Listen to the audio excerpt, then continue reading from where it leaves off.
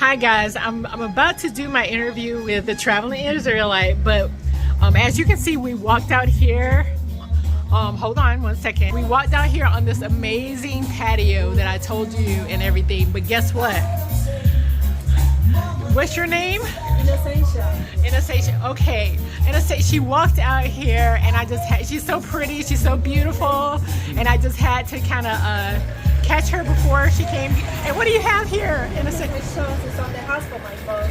Oh, the boss. You know what? Her boss is actually the owner of 957. Yes, look at that. He was, and look guys, let me tell you, there's an interview that happened with the Traveling Israelite, and let me tell you, I'm gonna put that's pretty good, huh? All right. I'm gonna look. This is me. Not yet, okay? This is all me. I'm gonna put this right here because I'm definitely gonna take the shot. But the Traveling Israelite, he was, you know, he did an interview with the actual owner of 957, right? And so I'm gonna once he posts the video, I will include it either in the link or description box. But trust me, I definitely want you guys to check it out, because what we're trying to do is promote businesses here in Ghana that are quality businesses, but especially those that are diaspora businesses. So once again, I'm about to do my interview with the Traveling Israelite. My brother, I've never taken the time out to actually let you guys get to know him. I talk about him all the time. I hype him up, but never taken the time to actually interview him. So here we are. All right, guys. Mikhail, also known as Nana Jimmy, the first. And so here we are. We're at 957. We're in Accra, and I just wanted to kind of, you know, get your backstory real quick. So the first thing I want to do, tell me a little bit about just, I don't know, how was life for you in the States to the point where you made a decision, you know what, let's check out Africa. Let's look at that. Can you kind of give us what that every day in the life of Mikhail before all of this happened in Ghana? Well, I'm in the U.S. I mean, we had, overall, our life was pretty good in the U.S. and stuff. You know, we had our challenges. We had a time when we were homeless for 2 years and stuff. But overall, you know, we had a great time in the U.S. and it was all well. So we after that, we was able to go through our little stint, bounce back. All praise to the Most High Yahuwah and stuff. But I look at it as just a trial, a test that we went through, but we hung in there and stuff.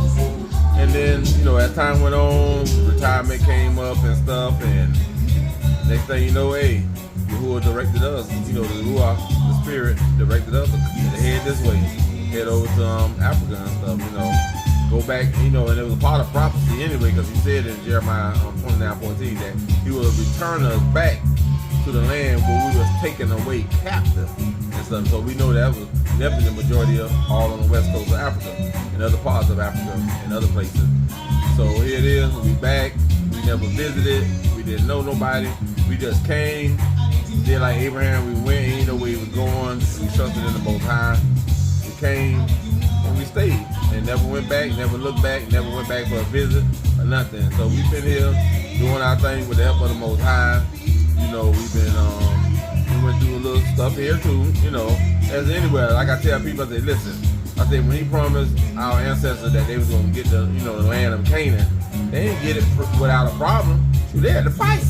They had wars and stuff, you know, order to conquer, and, you know, as they was on their way there and when they got there, they had to do some fighting and stuff. So I tell people it's all a part of the journey and stuff. But can you endure? That's the whole thing. Even to make it into the kingdom, he said, he that endureth to the end. He said it's not given to the strong or the swift, but he that endures. So that's all you gotta do, endure. Endure whatever you're going through in life, and you'll overcome. Just like Job, he endured what he went through, and he overcame. And look at all the blessings that he got. You enduring that and passing that test and stuff. So that was part of our journey, coming here and stuff. And during that journey, we came, looking like, hey, we're gonna travel out throughout the continent of Africa. We're gonna visit the 16 regions of Ghana, this and that. But that wasn't the same plan that the Most High had. Not meaning that we won't do it, but right now He got us doing something, and that's preparing the way for those that are coming. So you have those that are prepared to wait, and you got those that will sustain the wait. So those that prepare to wait are, in other words, at a higher standard or position where they can deal with whatever obstacles we have. But those that will sustain the wait can't be the ones who prepare the wait because it's a little more difficult and stuff. So you all got them to do their part. So that's what we've been doing, preparing the way for those that are coming.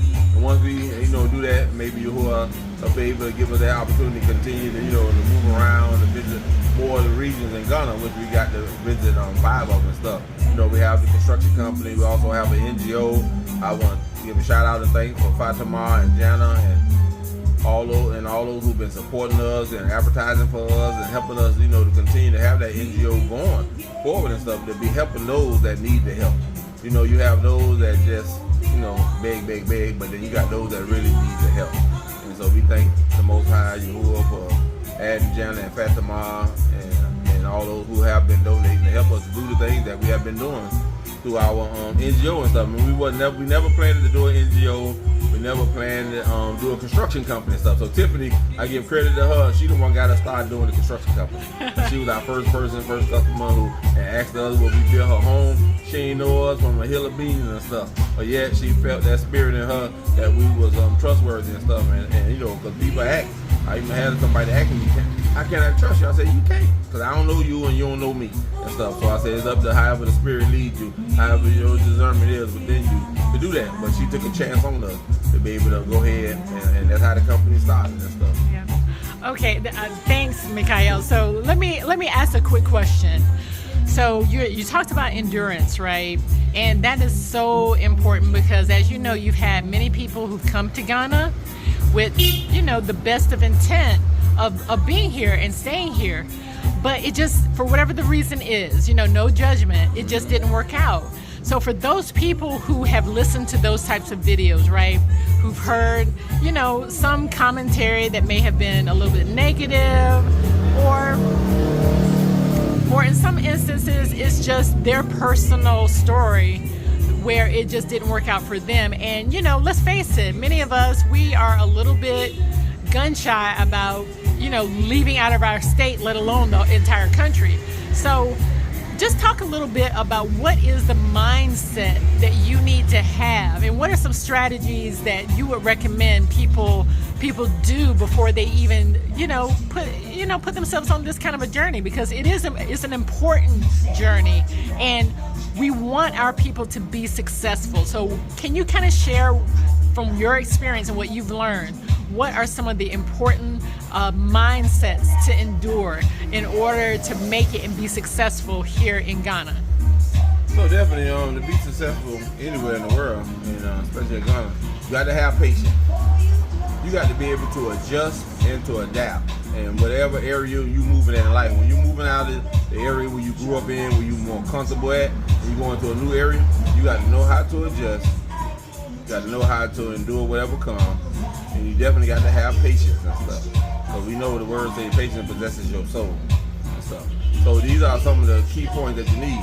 And you got to come with an open mind. Don't come with, what they would say, come with, what's the word they use? Preconceived notions.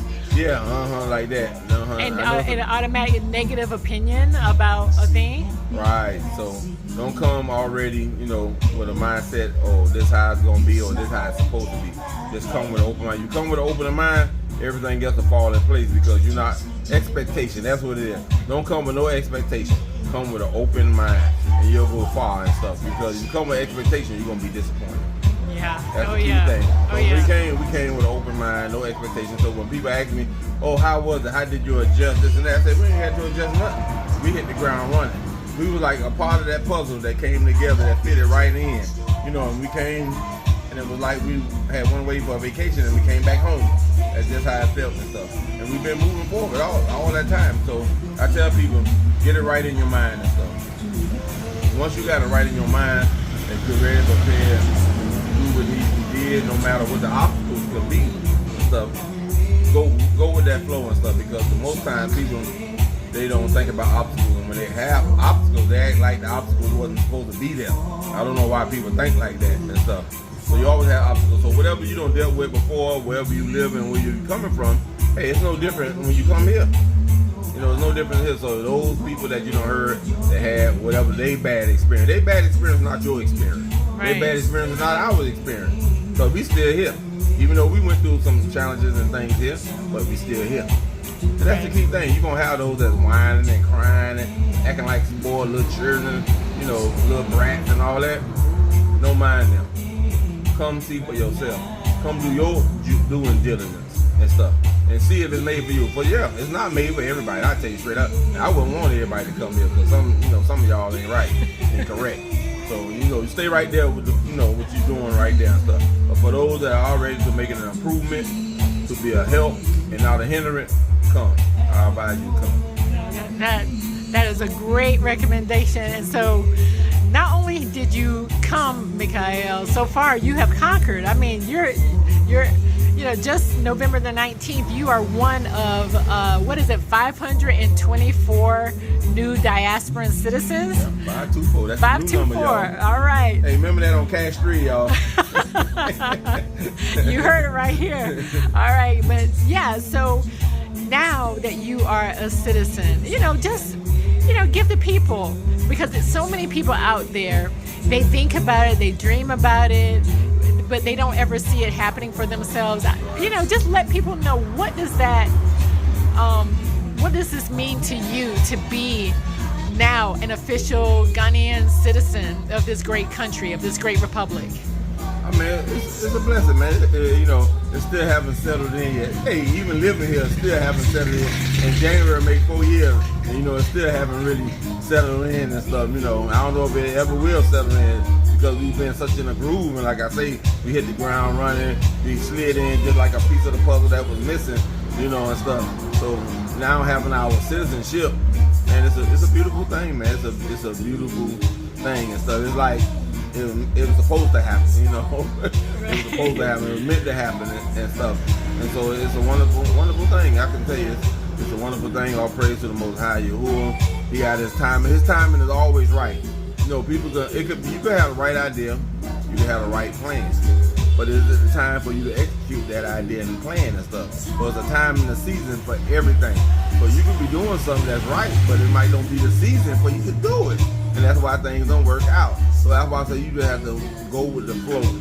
Whatever's going on in your life, just go with the flow, because it's the Most High that's going to direct us to every area and every place that we supposed to go, what we need to do and stuff. So we just have to be patient and laid back. That's why he said don't want for nothing. In other words, don't want it, so anxious to get it right away and stuff. Just let it do its time. Let it grow and ripen on its own time, like you're supposed to do with the vegetables and the fruit. Okay, that is excellent advice. So with that being the case, what's the next steps for the Traveling Israelite? I mean, what do you got in the pipeline? Well, in the pipeline, right now, we've been building single home for our construction company. We've been doing single homes. So now with that, we're just gonna finish up with those who we already got, signed in and contract with. And we ain't gonna be doing no more single homes. Except we just gonna finish up with those who we already got contracts with and who already was in the making to do that. So in our pipeline is to start doing development. For development, it won't be no more land sales, it'll be home sales. So that's what we'll be moving towards in the future. Matter of fact, near future, probably by next year, 2025, we'll probably be doing that once we finish these. So that's what it's gonna be, that we'll be doing development. So it'll be home sales and not land sales. All right, Mikhail. Okay, all right, guys, you heard it here from the Traveling Israelite. I mean, he's giving you guys some great advice. I'm telling you, it is words to live by. I recommend everybody take a moment, reflect on what our brother said, rewind the video, play it back, because you know, at the end of the day, we want to come. We're trying to bridge the gap between, you know, over there in the West or wherever you may be, and here in the continent. And the only way that we can come together is we have to do, number one, some self-reflection. You have to do some self-reflection on why is it that I'm even on this journey, or better yet, why do I want to even take this journey, right? And our brother, he gave some, you know, really, really deep insights on how to think about that. And it starts with self, always starts with self and mindset. So yeah, so anyway, guys, I thank our brother so much for taking the time to give me this interview.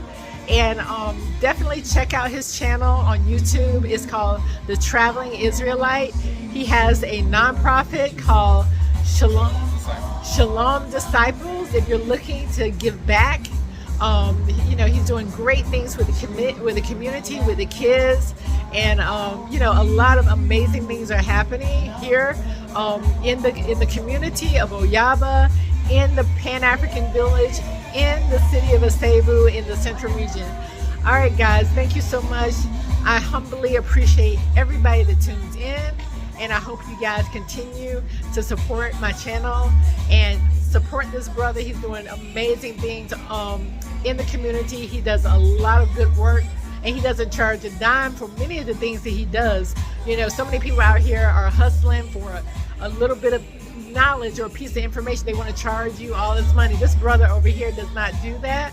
So you know, so support him. He's giving back, he's doing his part, and we all need to come together, support one another, support those positive businesses that are making a difference in the community here and in the communities in the diaspora. All right, everybody, this is Journey Girl. Thank you so very much for tuning in. If you like what you hear, subscribe, hit the notification bell, and give me a thumbs up. All right, guys, take care. All right, bye.